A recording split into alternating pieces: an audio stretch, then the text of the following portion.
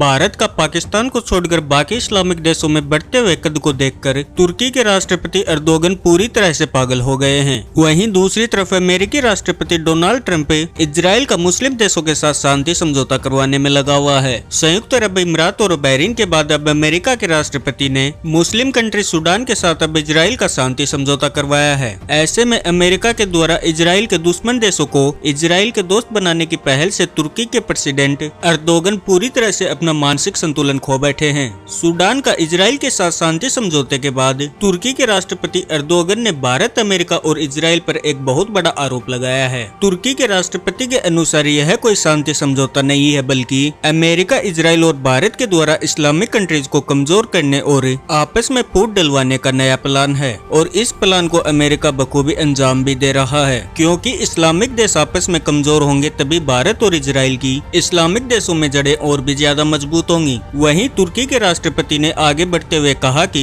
भारत और इजराइल कभी भी मुस्लिम देशों के हितैषी नहीं हो सकते। वहीं तुर्की ने एक और बड़ा दावा करते हुए कहा कि आने वाले कुछ सालों में इजराइल और भारत ही मुस्लिम देशों का नेतृत्व करेंगे। तुर्की के राष्ट्रपति एर्दोगन का यह भी कहना है कि अमेरिका तुर्की के साथ भेदभाव कर रहा है, क्योंकि तुर्की के द्वारा रूसी हथियार खरीदने पर अमेरिका ने तुर्की पर प्रतिबंध लगा दिए थे। वहीं भारत और ग्रीस के द्वारा रूसी हथियार खरीदने पर इन दोनों देशों को अमेरिका के द्वारा धमकी देकर छोड़ दिया जाता है और भारत को अमेरिका ने नाटो सदस्य देशों के बराबर दर्जा दे रखा है। तुर्की के अनुसार अमेरिका, इजराइल और भारत को एशिया महाद्वीप की कमान सौंपना चाहता है, ताकि एशिया महाद्वीप के अंदर अमेरिका का दबदबा बना रहे। इजराइल और भारत का मुस्लिम देशों के साथ बढ़ते हुए रिश्ते को देखकर तुर्की इसलिए डरा हुआ है क्योंकि तुर्की खुद को इस्लामिक कंट्रीज का बॉस मानता है और ऐसे में इजराइल और भारत का मुस्लिम कंट्रीज के साथ रिश्ते मजबूत होने के कारण तुर्की का इस्लामिक कंट्रीज में वर्चस्व कम होना एक स्वाभाविक बात है। इसी कारण से तुर्की बौखलाकर भारत, अमेरिका और इजराइल पर ऐसे गंभीर आरोप लगा रहा है।